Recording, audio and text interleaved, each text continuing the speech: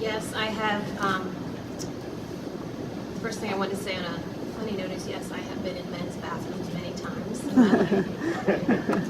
Actually, I work here at the college, and there are bathrooms right across from my office. And where I work, there aren't a lot of people usually that come by, and there's a women's bathroom and a men's bathroom.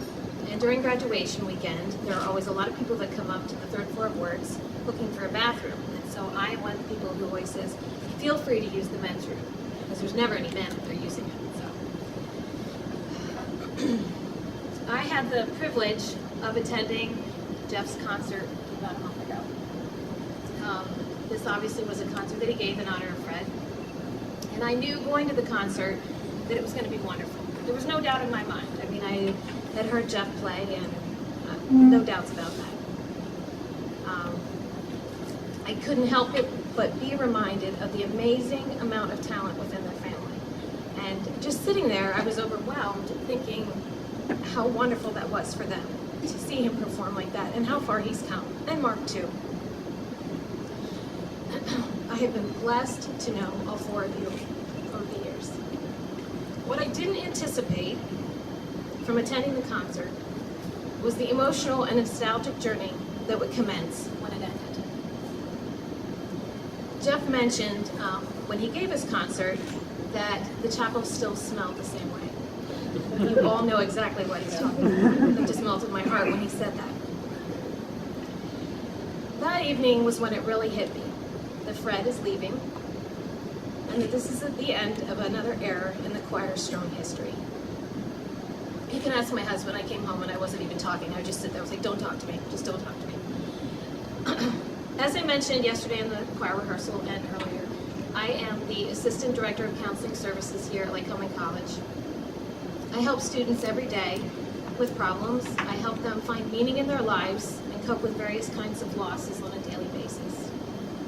I offer to share my thoughts and feelings because I need to acknowledge the huge impact that Fred and the choir have had on my life. This is truly a loss that I and many of you are experiencing. I came to Lycoming in the fall of 1991 with a decent musical background. I'd been singing since I was young, started in church and then on up through high school.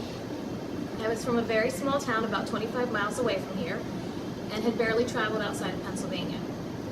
My family did not have a lot of money, so coming to college was a huge opportunity for me. I was extremely shy, introverted, and lacking in self-confidence. Despite being very active in high school activities, I lived what I considered to be a somewhat safe, sheltered life in a small town. I had no idea what college was going to be like, and I was scared of how hard it was going to be. I was the first person in my family to attend a four-year college. I had never been separated from my family for more than 5 or 6 days when I went to church camp. And I had never been without my twin sister since we were born.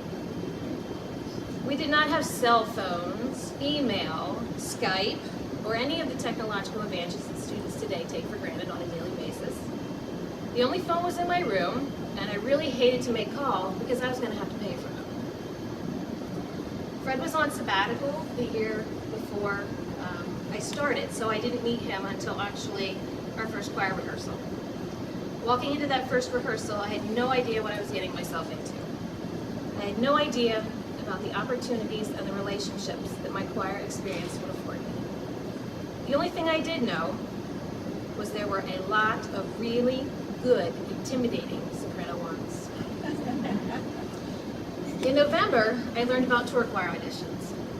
Did I mention there were a lot of really good soprano ones? Everyone's shaking their head. They know exactly what I'm talking about. I did not make tour choir. Even though I knew it was a long shot, I really wanted it, so I was very disappointed. But something happened which helped me change my attitude. Later that night, after the big announcement, I was walking back to my dorm from the library, and Fred was leaving chapel for the day. It was a Monday night, I'm pretty sure. He purposely stopped me and chatted with me. He told me that he had been impressed with my voice, and I should not give up. Excuse me, sorry. He also alluded to the strong soprano 1 section.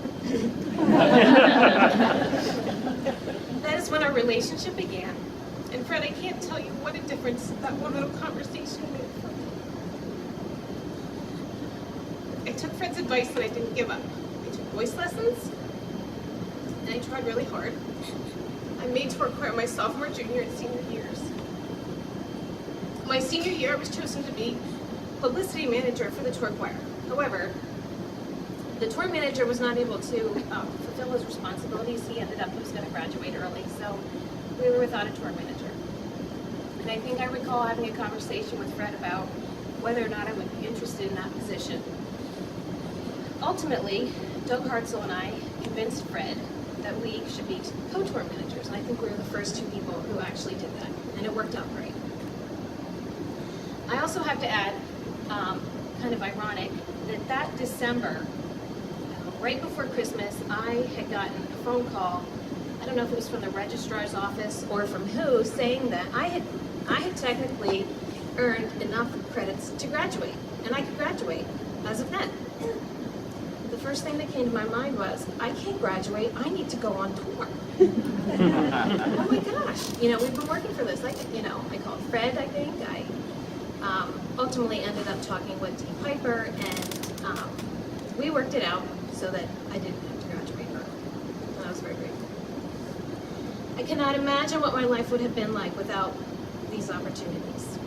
When I think about my college years here, I think most about my choir experiences. First and foremost, choir was where I felt the most at home. I could be myself. I became more confident and assertive, and I truly found my voice. I found the confidence to end a 4-year relationship that was going nowhere. I formed close relationships which continue today. You can't spend that much time with other people, especially on a bus, and not get close, not get to know each other. It was through a choir relationship that I met my husband. We've been married for 14 years. The music that we created was amazing. I realized in college what a big part of my life music is, and the joy and the meaning it brings to me. Who can honestly sing Beautiful Savior without feeling something? The number of lives we touch with our music cannot be counted. And the traveling.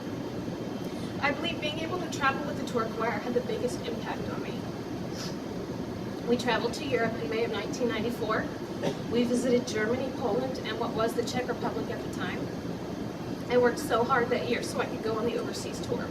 I had 2 on-campus jobs and 1 off-campus job. If I wanted to go, I had to work hard, and I did. This tour was a life-changing experience for me. It broadened my mind to so many things. People opened their homes to us, gave us their beds while they slept on the floor. I learned how valuable tap water is. I learned how much we take for granted. We visited Auschwitz, and my life was forever changed. I remember getting on the bus after we toured the camp. There was silence. We had stood where prisoners were gassed, shot, and deprived. To this day, I keep a copy of a book I purchased there in my office as a reminder. I also keep a copy of Viktor Frankl's book, Man's Search for Meaning, which I had to read a year later and then in grad school. In his book, Frankl talks about his experiences in World War II as a Jew. He was a prisoner in Auschwitz who survived. He writes about our ability to choose our own attitude and find meaning, even in the direst circumstances in life. This is something that I truly believe.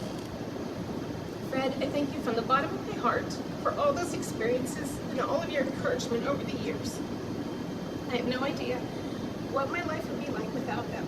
I have been truly blessed to be part of the choir. I came to work at the college 11 years ago.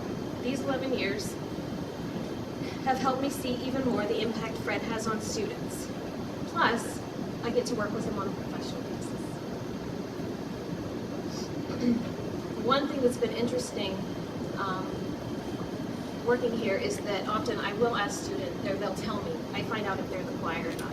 And I don't tell them that I've been in the choir because I'm very curious what they're going to say, what they're going to say about Fred. Sometimes it's hard for me if they're not as big in the choir as I am, so, but that's okay. Fred, I respect you even more than I did 17 years ago when I graduated. Fred and Pat are two of the most humble, selfless people I have ever met. Fred has conducted decades of choirs which have produced amazing music, and he has composed many pieces and won many awards, as we've heard. But he has done much more. At Lycoming, we pride ourselves on the close personal relationships that we have with students. Fred has always truly and deeply cared for the students in the choir. He and Pat have taken students into their home, have provided emotional support, and have given them unconditional love and positive regard. What more can one ask for? In many ways, as Pat alluded to yesterday, we do feel like their children. They respect us and we respect them, just like it has always been. I can't tell you how valuable that is for students who come from dysfunctional families, who lack confidence, and who need direction. Fred told me last night at DeSalvo's that he wants to evaporate in May after graduation. Of course, as usual, he's thinking about what's best for the choir and the future of the choir. Perhaps what he doesn't realize is that he is disregarding the impact he has had on thousands of students who have been in the choir. Fred, yes, you can physically disappear from campus, and I respect you for not wanting to interfere with whoever follows you. But you will never be able to disappear from our hearts and minds or the history of this college. You don't make the kind of impact that you have had on people and simply evaporate. Great day, Fred.